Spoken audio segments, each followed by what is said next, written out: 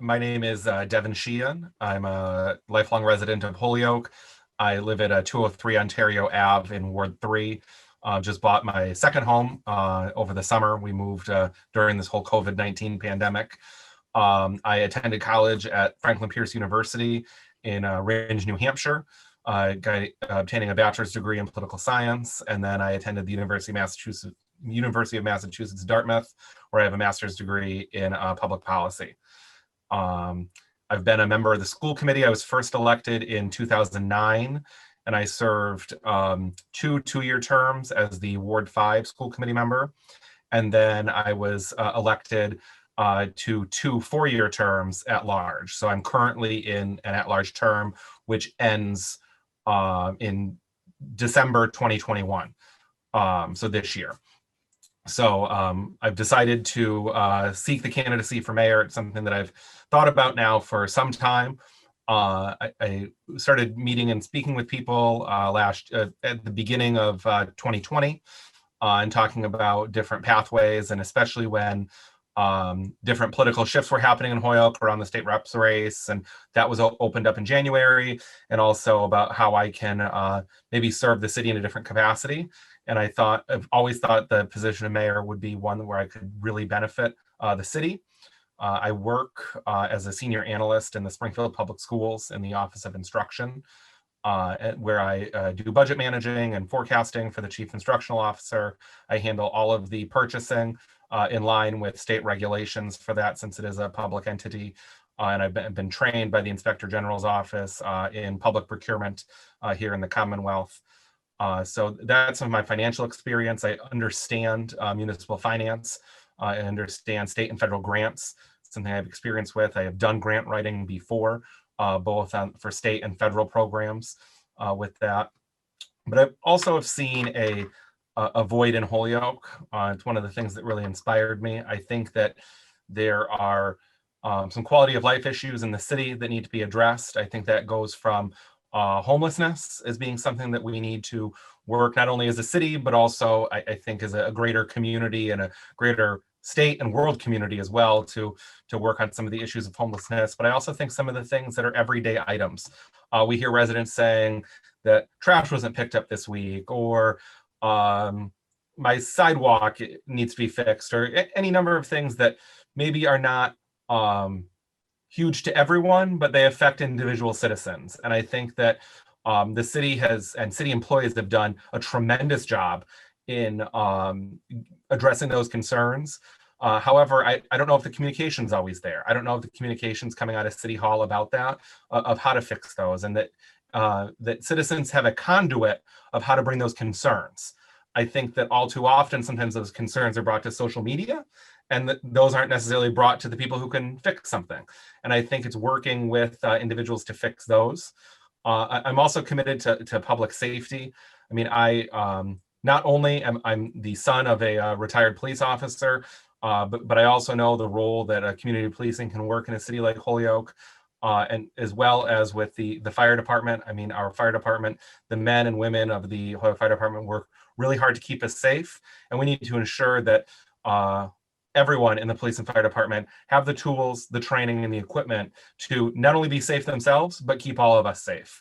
And that goes from infrastructure such as some of the water issues that we had in the Highlands with the fire some time back. It was a major issue for the fire department with that. So I mean, we need to be working together as a city, and I'm not sure if that collaborative effort is fully there from the top down.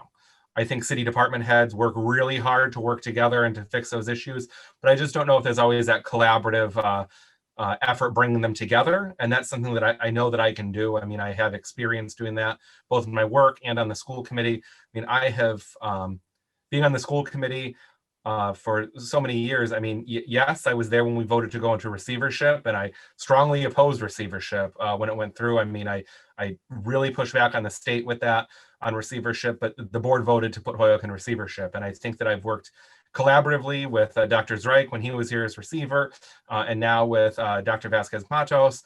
But it was really, receivership may be something that we have right now, and we have to work with it, because first and foremost, it's about the students in the classroom getting a quality education. I mean, That is what is most important, a quality, equitable education. But we also need local control of our schools, because schools best work when it is local people running our schools, a local elected school committee that hires a superintendent. And that is not to discredit any of the work that anyone has done. It's just really what is needed to be done with our public education system. And I believe that across the board. You want me to keep going? I mean, just education-wise, I will say that I had the role, I was president of the Massachusetts Association of School Committees in 2019, where I led the school committees across our state to see the passage of the Student Opportunity Act.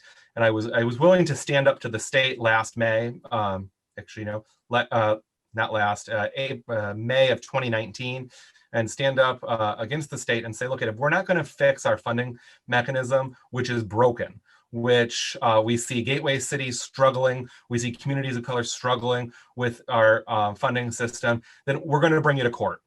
And I was one of the people who spoke out directly at the State House with other community partners from the Chelsea Collaborative, from the MTA, from the AFT, and said, look, we need help. And if we can't get this done legislatively, we're going to have to get this done in the courts. Luckily, the legislature came through, and we were fortunate that we didn't have to go those extremes.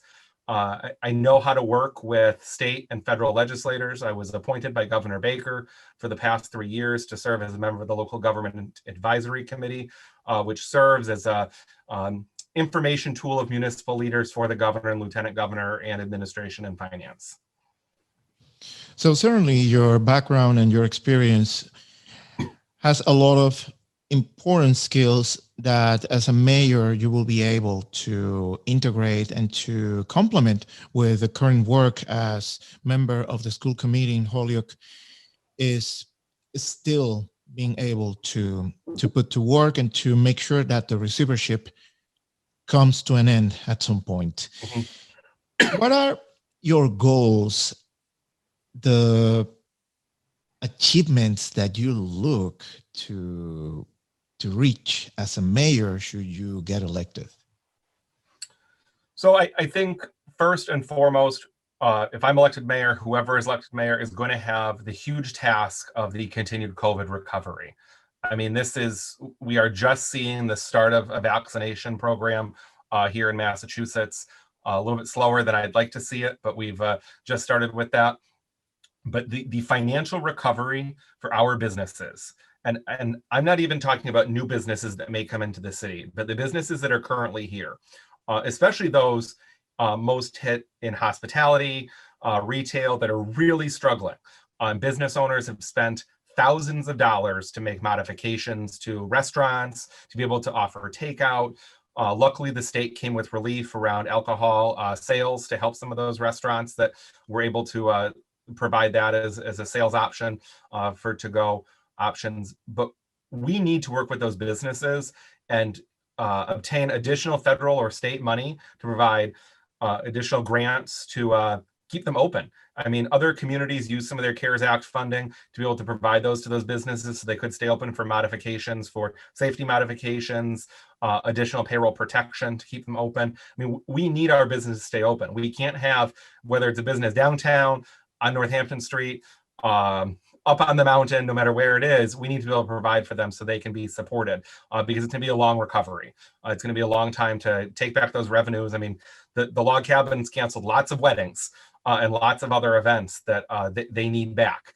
And I think as a city, we need to work with our federal delegation. We need to work with our state delegation to get that money into Holyoke to provide those grants for those businesses.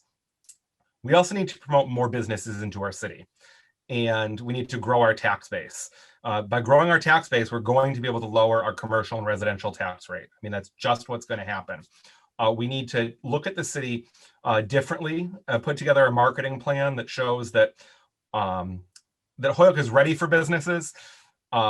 I think that the open for business is everyone says Holyoke needs to be open for business, but we need to be ready for business. And what I mean by that is that we need to take a look at our ordinances. We need to take a look at our policies of how you're able to turn the knob on your business on day one and open up, and how you get there.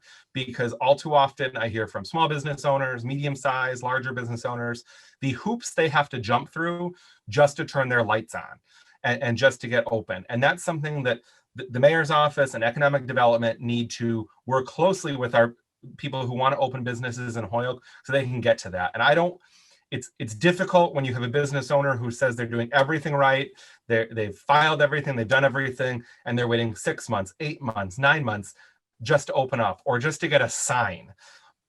These are things that we need to take a look at. We also need to examine some of the changes that maybe about 4 or 5 years ago, the legislature passed the Municipal Modernization Act, which changed some of our thresholds for contracting on the finance side, that opened it up to make things, to streamline the effort. And I think Holyoke needs to look at some of those streamlined processes that will save money in the long run, because you're not going to have so much additional labor writing contracts for an order that's $5,000 when the state says you can go up to $30,000 now without a contract. I mean, Holyoke needs to adopt some of these modern policies around financial management just to support the staff in City Hall, but also make it so staff is focused and working efficiently with their jobs and appropriately. So I think that's important. I also, as I mentioned before, I think supporting our public safety, I think we need to take a look at, especially when it comes to the fire department, some of the age of some of our fire stations in the city. We opened up a new fire station up on Whiting Farms Road not too long ago. I think we need to take a look at the age of the buildings, both out on Homestead Avenue and on Northampton Street, to see if modifications need to be made to those buildings to support our city. As we've seen, we had reductions made in our fire department because of the budget on an engine a few years back. We need to see if our buildings are, the buildings that our firefighters are in are meeting those requirements and making sure they can get their job done safely, and making sure they're not too old, and make sure they're up to date enough that they can get the job done, because they're protecting us and they're there to serve us, and they're the ones that are running into the building to save your home, and we need to make sure that they have the appropriate facilities around them to get that job done. So I think that's important, and that goes into not only the fire stations, but we need a full inventory of all of our city buildings. And by inventory, I don't mean what's in them, I mean the shape of the buildings. And we need some sort of a capital improvements committee. You see it in many different communities that have building committees, capital improvement committees that are basically able to look at all of our buildings. And then they're able to come up with a plan, whether it's renovation, whether it's just minor repairs and maintenance, whether it's complete new buildings, and can have that assessment. So when we have the ability to bond for something, we can go to the data. And it can't just be that, oh, we want to build this here and do this, but let's look to see, okay, this building is 120 years old and it needs X, Y, and Z. Maybe this is next on the list for priorities. And we need a citizen committee to work on that, a mix of experienced individuals in that area, engineers, architects, those types of things, but also citizens to help with that, just like we do many of our other commissions within the city. But I think that we would really benefit from a capital improvements committee to be able to have a full inventory of city buildings. And listening to you mentioning all these important aspects of keeping track of everything that is available and functional, ready to be put to work, it brings me back to something you mentioned at the beginning that I think is another really important aspect, which is the communication. Sometimes you can have a very well-established plans, a very good and proven strategy for many things, but if communication is not put out and is not working, if it is broken, then the parts that are that make this whole system to operate, they can't work efficiently. So what are some of the plans or the ideas that you will think need to be addressed in terms of improving the communication overall the city in the different branches, offices, and positions? Yeah, so I think first and foremost, there's the overall communication mechanisms and finding what people are going to, where they're getting their information from. And the city needs to promote some sort of common place that where information is going to go out. And that may be the city website, that may be the city Facebook page, but it can't be trying to pick and choose different things to find the answer to something, that you have to go here and go here and go here. I mean, that doesn't work for people.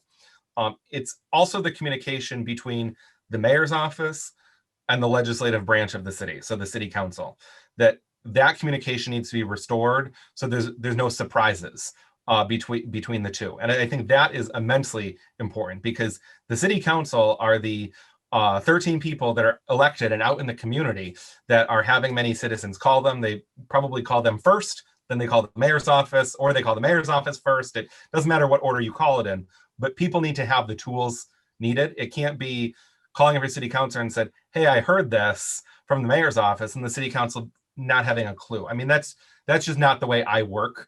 I mean, people have to come together, and really, like, whether or not everyone gets along, I at least want them to have the tools, so they at least know what I'm thinking, where it's coming from.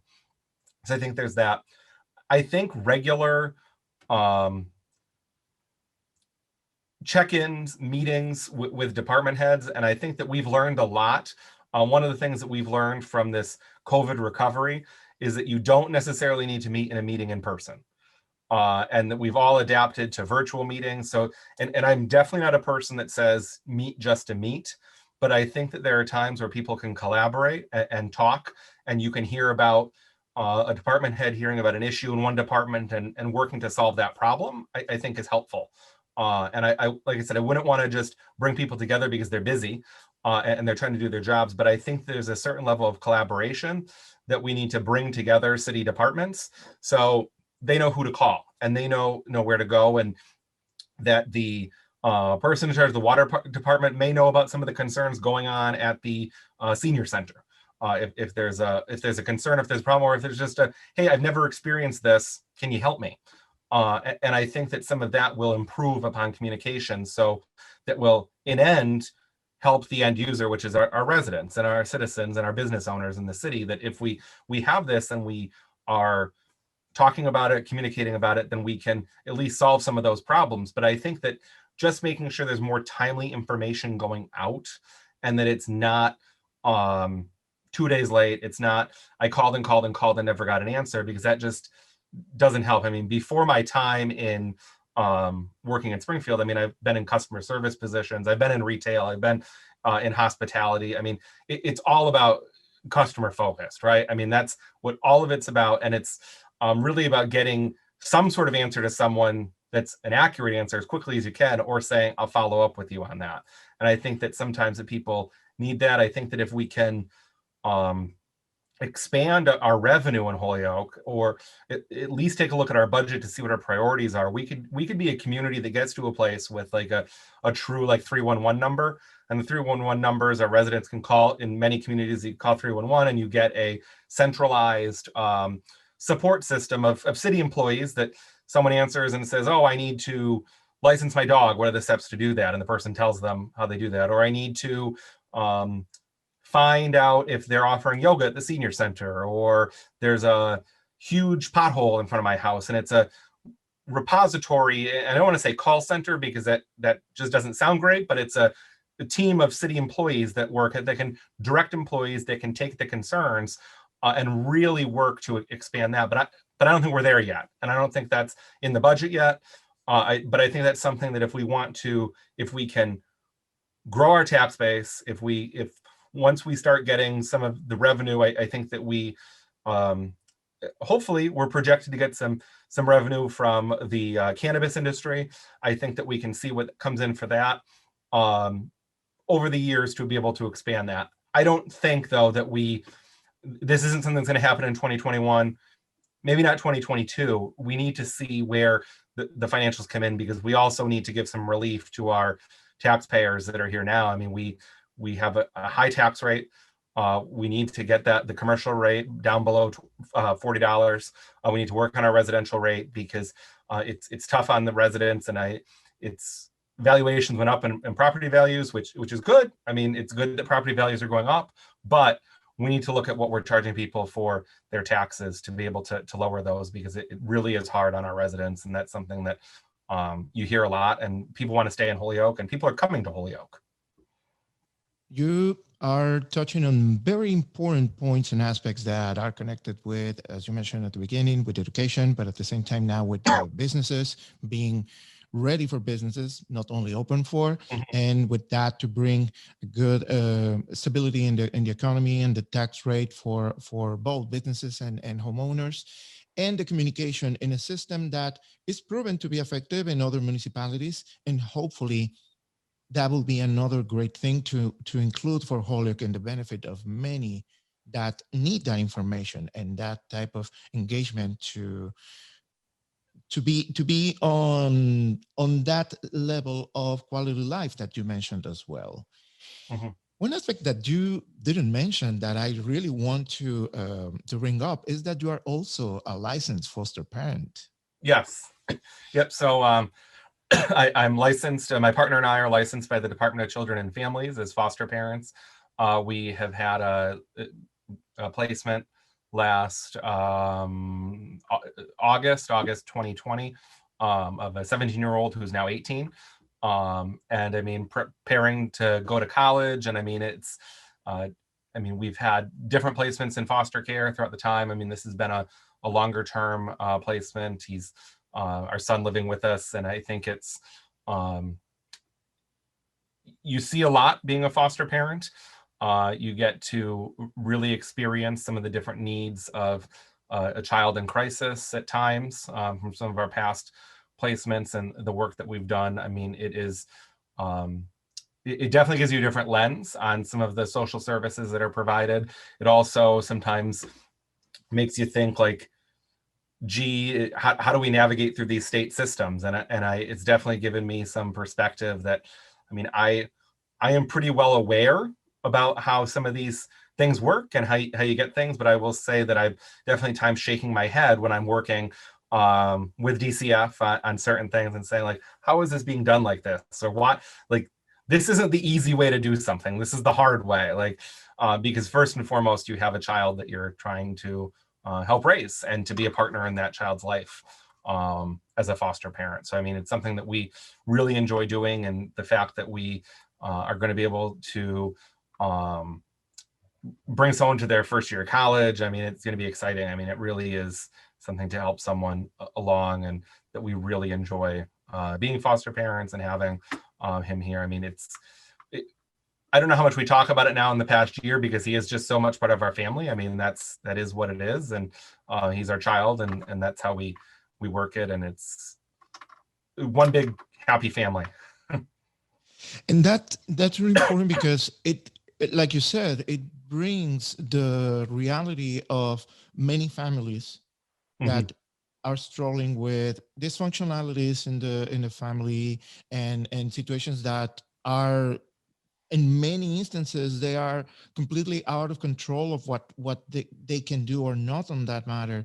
So knowing the reality of these families, many of them living in our city, the reality of an overwhelmed system and the ways that the Department of Children and Family has to deal with it, and you living those experiences as a foster parent give you the perspective on how to find out or try to work out solutions or ways to improve those services and that quality of life for the youth that is being put in the system and in the trust of foster parents like yourself. Yeah, and it's definitely developed. I mean, definitely a different type of empathy. I think for me, it's a different perspective that you, and I think that many foster parents would say that you don't know until you go through it with that, and that you've been involved with DCF or really any other, I think, agency that provides foster care, because there's other agencies out there that do that. But I think it definitely lets you think a lot more and put yourself in other people's shoes with it, and really. Help someone at times who may be struggling, or who is not, and you get to see someone flourish as well. I mean, it really is something, and to know what both foster families go through, but maybe families that are also working within DCF and that maybe had some sort of interaction with DCF, and knowing what they go through as well, and some of the struggles I think that you deal with public education and different things like that with foster care, and just really learning that the as a foster parent, a lot of times you're more, I mean, I find myself far more as an advocate advocating to DCF than I am other people saying, no, you have to do it this way, this, and this. Like, if you need to just send this email that I that I put out for you, this is what we need. And you really need to push that and to push the envelope, because it's back to what I was saying before with making sure that children are getting a fair, equitable education. You're trying to make sure that this person that maybe just came to your home hours ago because they were in a different home is getting the support they need to be able to grow. How can people get to know more about your campaign, and if interested, to get involved with it? So I have a website, sheehanforholyoke.com. I'm also on Twitter and Facebook, and those links are on my website. And I have decided, to throw Instagram in there. I've never used Instagram, so I'm definitely going to be learning that and behind the times with that. So, I mean, they can visit those sites. My contact information, email, phone number are there. I'm more than willing to chat with anyone, email back with anyone, whatever is best for them. I'm going to start having regularly scheduled like Zoom drop-ins. I know that we can't go door to door right now, and not only because it's winter, but also the pandemic.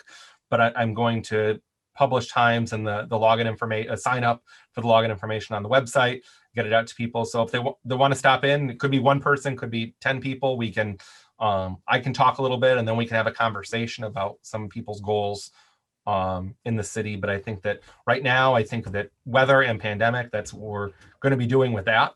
And then hopefully I get to knock on some doors as the weather gets better, and in a safe manner, meet with some people and talk with them. But really, any way people want to get a hold of me, we can chat. I've had people reach out on Facebook and have meetings set up just to talk and get to know them, and so they know me and I know them.